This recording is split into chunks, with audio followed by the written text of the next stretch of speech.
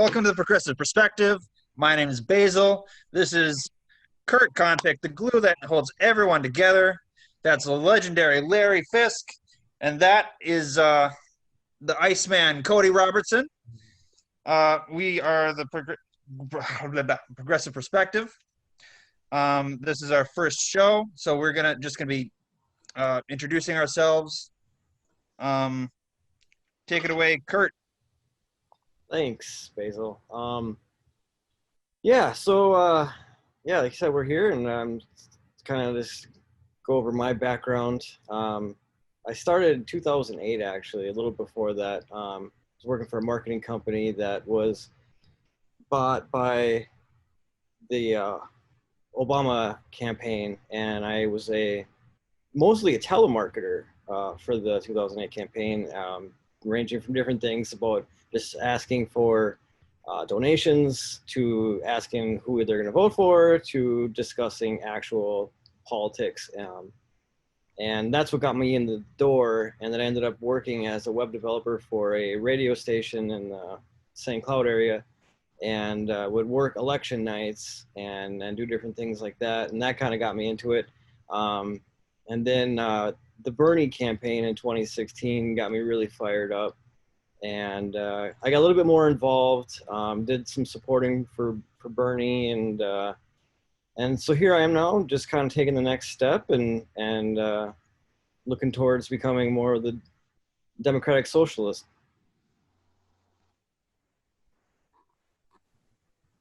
Thank you, Kurt. Tell you about a little bit about my background.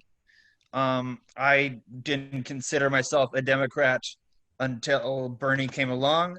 I thought I was a bit too far to the left for them. I thought they were weak, feckless, and they are. But then I realized we need to take them over. We need to run roughshod over them. We need to get our message through, because they just won't do it. They'll cave to Republicans 10 times out of 10. The good news is the next generation is incredibly progressive. They're, I forget the stat, but I think people over the age of 35, below the age of 35, almost overwhelmingly voted for Bernie. So I think through nutrition, we can totally take over the party. Totally take over the party. I don't want to do it through nutrition, though. I want to take over the Democratic Party by storm. I want to convince people that progressives not only can win, but are more likely to win, that economic populism helps you, doesn't hurt you, and that running towards the center is a bad idea. I want to support progressives in primaries. Primaries are the most important part of the democratic process to me. I want to change the dynamic of how we talk about issues. And that's why I care, and that's why I do this. Cody. My name is Cody Robertson. I'm a resident of Brainerd. I became politically active in 2015 when I joined the Brainerd Area Coalition for Peace, so a local anti-war group. Since then, I've regularly attended demonstrations. Recently, I've wanted to, like Kurt, get more active, get more involved. Here I am. I identify as a socialist, and so class is kind of at the center of my politics. I think the working class is under attack by the capitalist class, and the way to fight back is to organize a labor force like unions, an organized labor coalition moving in concert with a political party is the way I feel that the working class can best better its condition. And my goal would be to help that process along, just so that we can all have a better life. At the end of the day, I really do it because I want a better life, and helping that process along, hopefully. Larry. My name's Larry. I live in Fort Ripley, Minnesota. My background is as an anti-war activist. And all my adult life, I've been a socialist. I was heartened by both of Bernie's campaigns, not surprised that they weren't successful because obviously the establishment of the Democratic Party does not want to have anything to do with progressive at the head of the government. And I agree with Cody that class is the issue. And that as progressives, we should be seeking the empowerment of working people, and that government and the economy should be under the control of working people, the people who produce everything. You know, Bill Gates starves without working people. And the Bernie campaign was inspirational because it united so many people, what we never have on the left or in progressivism, generally speaking, is any kind of unity or any kind of credible leadership. And though I don't agree with some of Bernie's positions on Biden, for instance, whom I'm very skeptical about and just think he's a shill for the ruling class. And like you, Basil, I think that we need to we really need to take the Democratic Party by storm. You know, we need to get enough support that we can use that vehicle. I think Bernie was brilliant by using the Democratic Party and running as a Democrat and not an independent. If he'd run as independent, nobody would even know what he stood for. And as it is, most of his primary issues and positions are now supported by a majority of the American public. So he expanded consciousness. And you're absolutely correct about youth. It was very inspiring to work with youth on the Bernie campaign. I went to Iowa 7 times, knocked on many doors, and participated and volunteered at Bernie's speeches. And people were wonderful. I mean, people of many different backgrounds, ethnicities, sexualities, working together and believing that we could have a better future. And indeed, if we were ready to unite and take the power, the opportunity is always there for us to have a better future. And if we don't have a better future, we may not have any future at all. So it's very important that we start wherever we are, do the work, do the thinking, do the study, and be committed to working class power. All right, thank you, Larry. This all really started with Kurt Konpik. He called us, or he texted, and really organized us, and we all got together in a Zoom meeting one day, and we just talked it over, like what. So if we're going to start a political organization, what are we going to do? What should our focus be? That eventually turned into the idea of a podcast, and that eventually turned into this. Now, we have plans for the future. We want to join the DSA and have our own chapter in the DSA based around Morrison County and Crow Wing County. We're going to get in an interview for that. I think it is on the 6th. My hopes. That's the Democratic Socialists of America. Yeah, the DSA is the Democratic Socialists of America. My hope for this page and this channel is just the same as what I said. I want to increase the progressive power in this area. I think we live in the reddest district in the state is Morrison. I just ran into Kurt on happenstance. Like I went to a Bernie event for Larry, and I asked Kurt, "Hey, I'm organizing this thing in the Little Falls Library. You want to come?" And he's crazy like me, and so he says, "Yes, I'll go, and I'll make calls for Bernie too." And then he texted me back, and here we are. And I was at that library event too. In fact, I walked 2 people that came by the library over to the courthouse so that they could vote for Bernie. It was kind of fun. Nice. And so what do you guys want to do with this page and with this channel? Expand consciousness, communicate. It's a good way of putting it.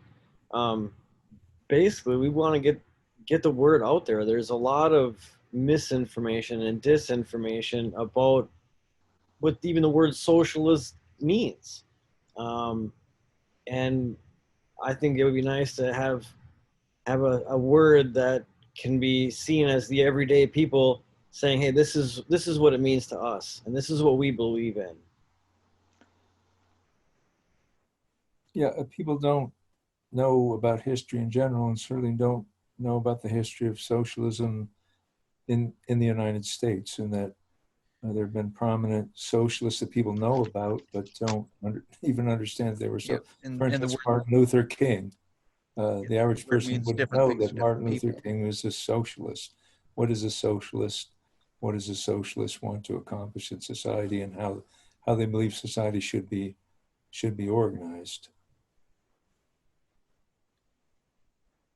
And as far as, getting information out, as we know, the media is overwhelmingly controlled by the wealthy, by capitalist corporations who have no interest in people having accurate knowledge and information about how their society is run. Because if people had accurate information, they would know, as Bernie told us, it's a rigged system. And power should be in the hands of people. We should have a real democracy where the interests of the people is what rules. And if we lived in such a society, we'd have universal health care. We'd have peace instead of war. We'd be saving our planet instead of destroying it, et cetera. And then both political parties, well, the Democratic Party's been obsessed with Russiagate, for instance, totally baloney. I mean, totally fabricated nonsense. We're always supposed to blame Russia, China, or somebody else for the problems that our ruling class actually we haven't been ignoring the issues for my entire lifetime. It was the Russians. So let's talk about the Bernie campaign. So I was with Larry. I was handing him some signs. I was handing him the Bernie material when Pete Buttigieg dropped out, the day Pete Buttigieg dropped out. And then the next day, Amy Klobuchar dropped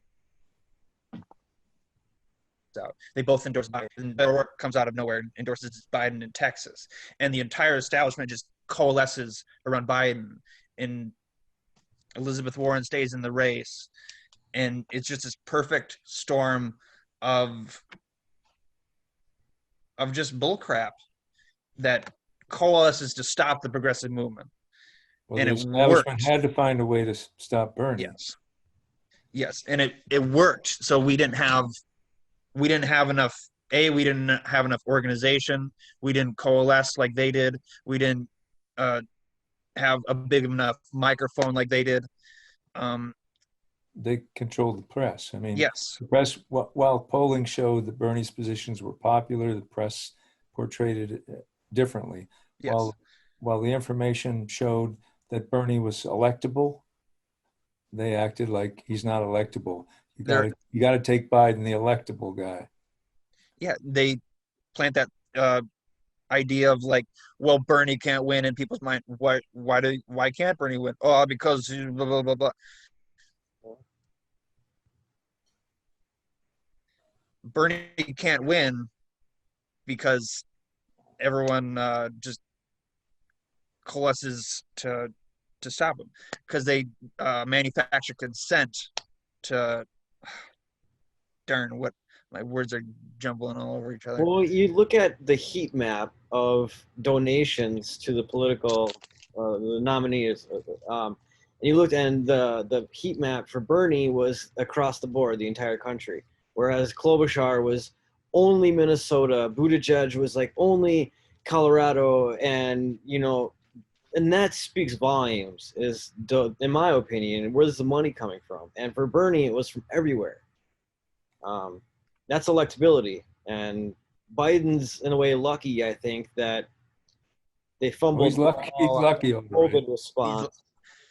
Biden's entire victory had nothing to do with Biden. I mean, That's true. Yeah. without COVID, would Biden have been electable? I don't think so.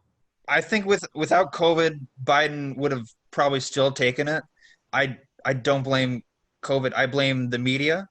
I blame them for one, manufacturing consent, getting the electorate within the Democratic Party to think, well, getting Donald Trump out is the most important thing to me, and so I guess I have to vote Biden. When that's obviously wrong. By the time COVID came around, the Wisconsin primary was coming up, and by then it was already looking pretty nasty. When Bernie suffered that defeat on Super Tuesday, I kind of thought that, okay, this ain't going well.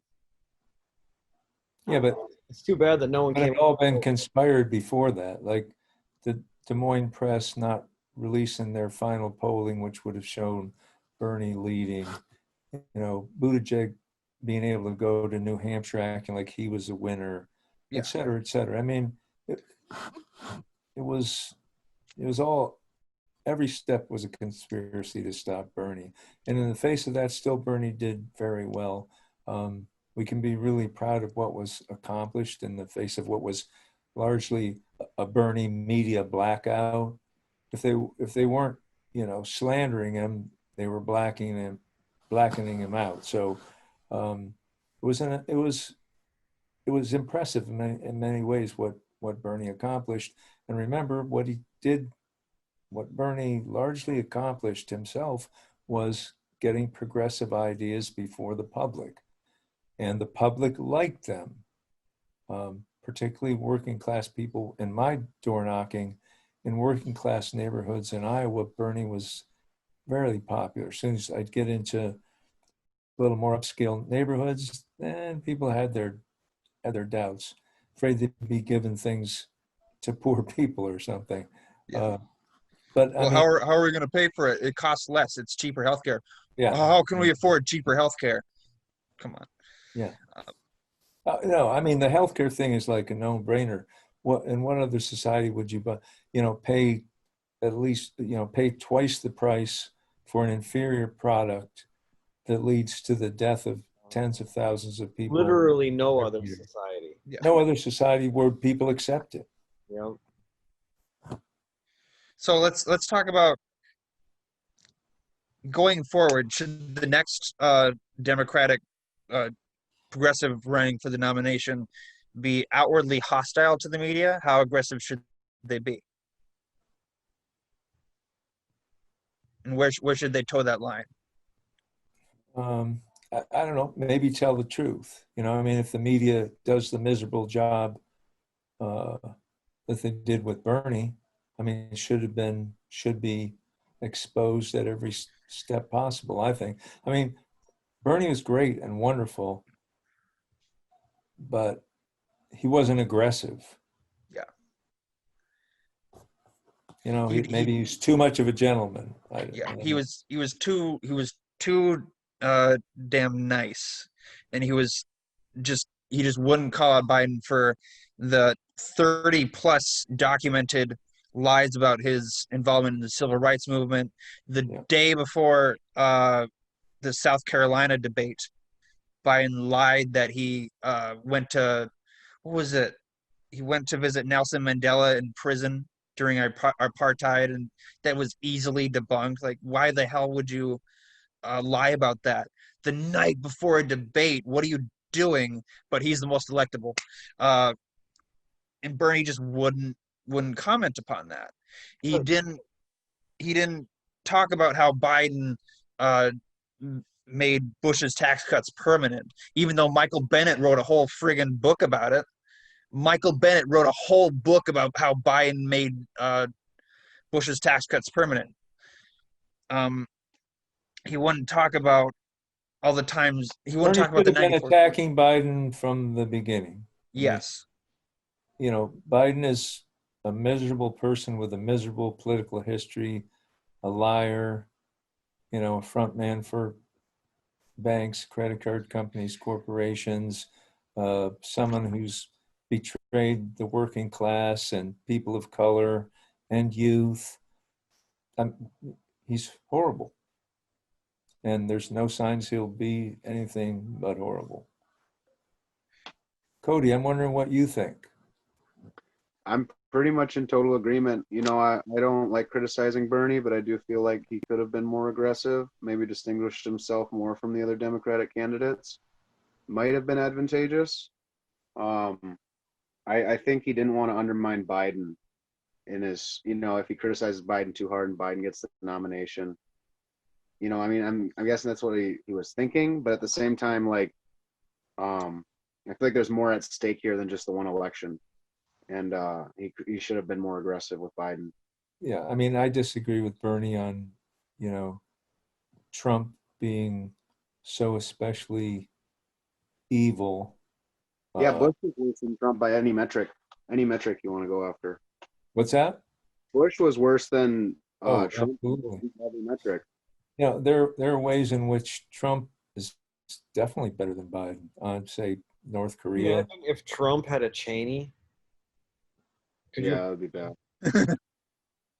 Be really bad. Well, we can have that as a topic for another show. Um, But to go back to the hopeful thing, you know, that you said about youth,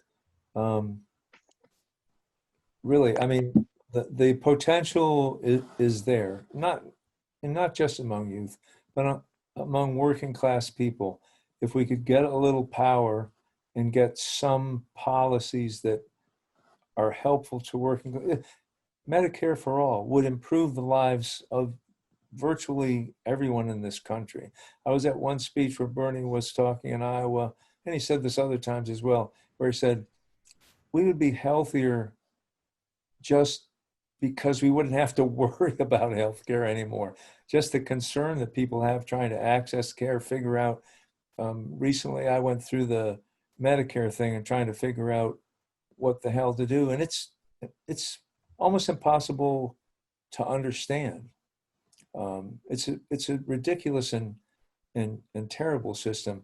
If you did what Bernie proposed, which is universal Medicare for all, simplify it all, and expand it to cover everything, people's lives would be much, much better.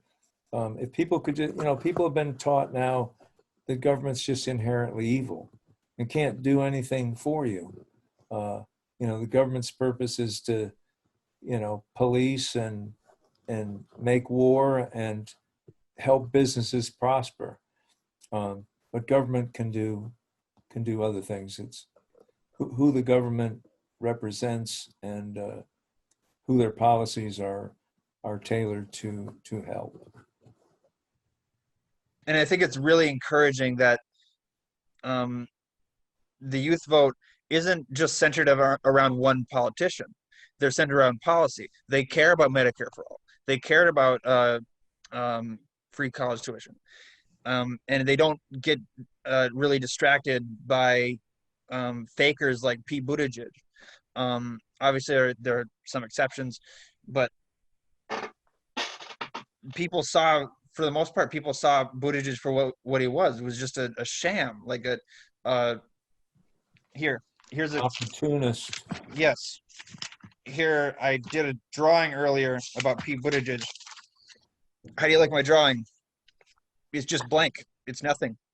It's an empty canvas for you to just. He could talk and say nothing. He's just, this entire election, he was just doing this Obama impression, and I hated it for the first minute. I'm actually more mad at Elizabeth Warren than Pete Buttigieg. Yes. I think she's the real traitor, frankly. Yeah, because Yeah, at the beginning if of she this, were progressive, she could have fallen behind Bernie, and maybe we could have done it. You know, I had horrible. an argument with a Warren supporter I know who was like, "Well, Basil, she's smarter than you are. She knows what she's doing. Uh, She's more evil than you are. yeah, she's smarter." And I asked her, "Well, so okay, we got Biden as the nominee, where we could have had Bernie. So how does that get us any closer to Medicare for all? How does that get us any closer to breaking up this big banks, which is what she based her entire political career on? How are we any friggin' closer to any of those goals now that we got Biden?" And I'm so glad that she got shafted and didn't get that what is it, Secretary of, Treasury. yeah, she didn't get the Treasury Secretary spot that she wanted. 'Cause you sold your soul for nothing. For nothing. Well, she was a got literal approval out of herself Republican until repeatedly. what, 2012 or something. Um, She was a literal Republican, so I mean, it's Yeah, as an adult. Yeah. I think it was As later a than that, though. as an That Ivy League professor, I saw an interview with her where she was asked about, you know, her being a Republican for most of her adult life, and she said, "Oh, you know, I really wasn't paying much attention." I mean, she was an Ivy League professor. Don't tell me she didn't know what was going on politically. And uh, I just see her as an opportunist and a gigantic ego. I will give her credit though for the establishment of the Consumer Financial Protection Bureau. Um, that was probably really hard to get past. But and that's what I donated to her campaign when she first announced, because like, okay, two of the arguably leading candidates at the beginning of the primary are both like these progressive giants. She's not a progressive giant. She's not I know that now really in hindsight. progressive.